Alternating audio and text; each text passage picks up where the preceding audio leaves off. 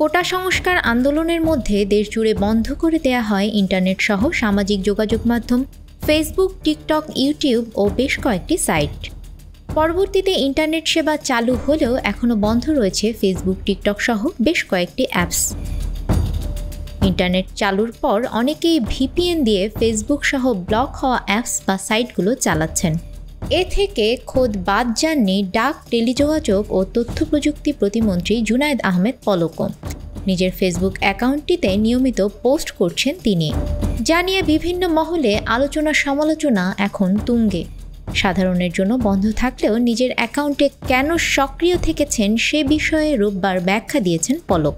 তিনি বলেন, বর্তমান পরিস্থিতি সম্পর্কে সবাইকে সঠিক তথ্য জানাতে নিজের ফেসবুক অ্যাকাউন্টে সক্রিয় থেকেছি। প্রতিমন্ত্রী বলেন, সহিংসতামূলক কন্টেন্টের বিরুদ্ধে ব্যবস্থা নেওয়া হয়নি কেন তা জানতে চাওয়া হয়েছে। 31 জুলাই ফেসবুক, টিকটক সহ অন্যান্য সোশ্যাল মিডিয়ার প্রতিনিধিদের বিটিআরসিতে তলব করা হয়েছে। তারা সশরীরে এসে ব্যাখ্যা দিতে হবে। ব্যাখ্যা না দেওয়া পর্যন্ত ফেসবুক, টিকটক সহ সামাজিক যোগাযোগ মাধ্যম খুলে দেওয়ার বিষয়ে সরকার বর্তমান সিদ্ধান্তে অনড় থাকবে। গত 17 জুলাই থেকে দেশে মোবাইল ইন্টারনেট বন্ধ। 5 দিন পর 23 জুলাই রাতে পরীক্ষামূলকভাবে দেশে ব্রডব্যান্ড ইন্টারনেট সেবা চালু করা হয়।